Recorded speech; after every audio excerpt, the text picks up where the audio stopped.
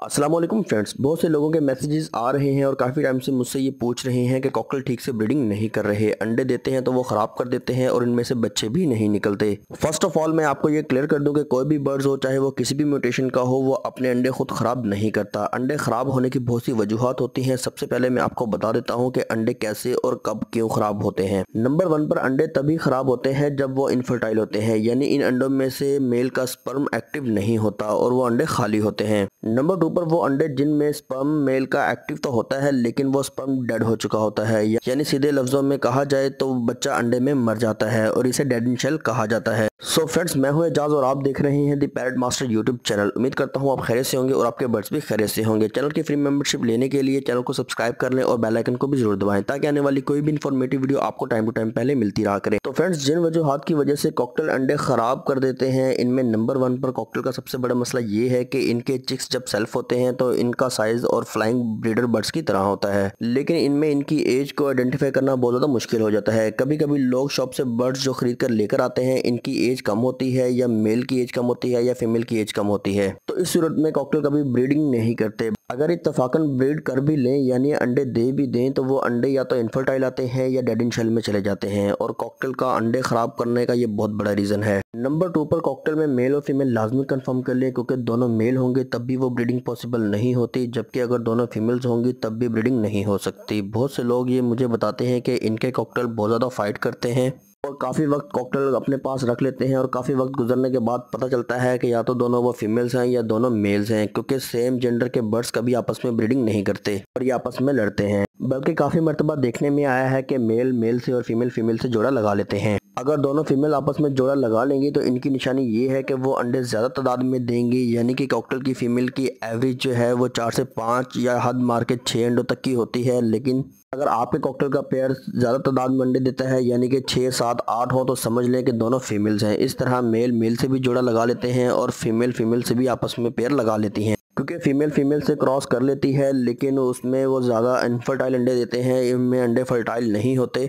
इसी तरह जब मेल मेल से जोड़ा लगाता है तो वो आपस में क्रॉस भी करते हैं, लेकिन ये इसमें ब्रीडिंग पॉसिबल नहीं होती। नंबर 3 पर बर्ड्स के केज में स्टिक फिक्स करके लगाएं। एक तो स्टिक लकड़ी की होनी चाहिए और दूसरा स्टिक हिलती बिल्कुल भी ना हो, क्योंकि अगर ऐसा होगा तो कॉकटेल जब क्रॉस के वक्त फीमेल स्टिक पर एडजस्ट नहीं हो पाएगी और स्टिक के हिलने की वजह से ठीक से क्रॉस नहीं होगा तो बर्ड्स गिर जाएंगे और मेल का स्पर्म फीमेल के इंटरनल सिस्टम तक नहीं जा पाएगा और सारी मेहनत फजूल हो जाएगी। तो इसलिए कॉकटेल के केज में स्टिक आपने मजबूती से फिक्स करके लगानी है। तो ये एक बहुत इंपॉर्टेंट पॉइंट है, आपने इस पॉइंट को लाजमी टारगेट करना है। तो फ्रेंड्स, नंबर 4 की तरफ अब चलते हैं। नंबर 4 पर आपने कॉकटेल को बड़ा केज प्रोवाइड करना है, क्योंकि कॉकटेल एक बड़ा बर्ड है तो इसे फ्लाइंग की ज़रूरत होती है। तो छोटे केज में ये ठीक से फ्लाइंग नहीं कर सकते, तो इनके पर जो है वो ख़राब हो जाते हैं।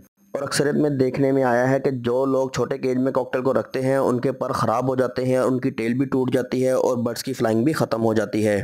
तो लिहाजा आपने कॉकटेल को बड़ा केज देना है ताकि इसमें अच्छे से फ्लाइंग कर सकें, क्योंकि कोई भी बर्ड हैं, चाहे वो लवर्स हैं, बजीज़ हैं, कॉकटेल हैं, रिंग नेक पहाड़ी हैं, जब तक बर्ड्स जो है अच्छे से फ्लाइंग नहीं करेंगे तब भी उनमें इनफर्टिलिटी का इशू आता रहेगा। क्योंकि आपने देखा होगा कॉलोनी में बर्ड्स ज़्यादा अच्छे से ब्रीडिंग करते हैं, क्योंकि कॉलोनी में बर्ड्स अच्छे से फ्लाइंग करते हैं तो उनके जीन्स जो हैं वो बहुत ज़्यादा स्ट्रॉन्ग हो जाते हैं। तो इस सूरत में जो है वो बर्ड्स की इनफर्टिलिटी का इशू भी ख़त्म हो जाता है, क्योंकि परिंदा है, परिंदे को जो है वो अल्लाह पाक ने उड़ने की सलाहियत से नवाजा है, उसका चलना काम नहीं है, उसकी जो स्पेशलिटी है वो उड़ना है। तो जब तक बर्ड्स उड़ेगा नहीं तो उसकी हड्डियां मजबूत नहीं होंगी। तो इसलिए आपने कॉकटेल को फ्लाइंग केज लाजमी प्रोवाइड करना है, या केज का साइज इतना बड़ा हो कि एक साइड से दूसरी साइड पर जाने के लिए कॉकटेल को मुकम्मल फ्लाइंग मिले। तो फ्रेंड्स, अब चलते हैं पॉइंट नंबर 5 की तरफ। ये सबसे ज़्यादा इंपॉर्टेंट पॉइंट है, इस पूरी वीडियो में ये पॉइंट सबसे ज़्यादा इंपॉर्टेंट है। तो आपने उसे लाजमी फोकस करना है, क्योंकि इसके बगैर आपके बर्ड्स की ब्रीडिंग जो है वो पॉसिबल नहीं हो सकती।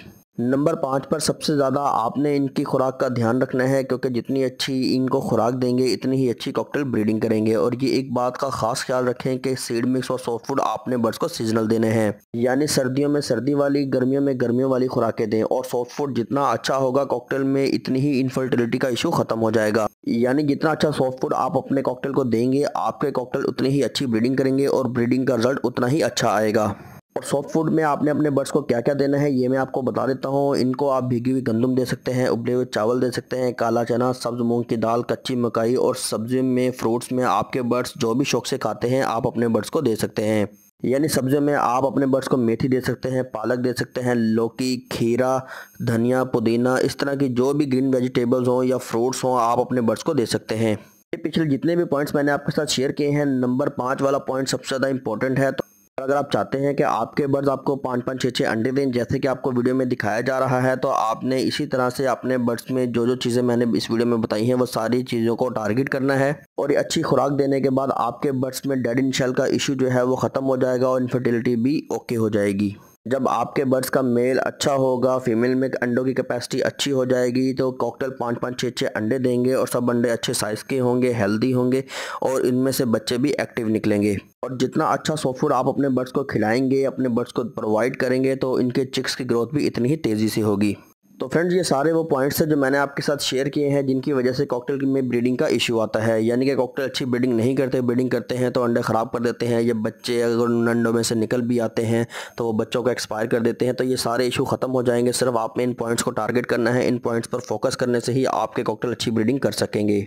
और इसके अलावा अगर आपके दूसरे बर्ड्स यानी कि लव बर्ड्स हैं, रिंगनेक है, पहाड़ी हैं, बजीज हैं, रोजेला हैं, आपने जावा फिंचेस रखी हैं, इनमें भी किसी किस्म का कोई ब्रीडिंग का इशू आ रहा है तो आप हमें वीडियो में कमेंट कर सकते हैं। हम हर कमेंट का जवाब लाजमी देते हैं।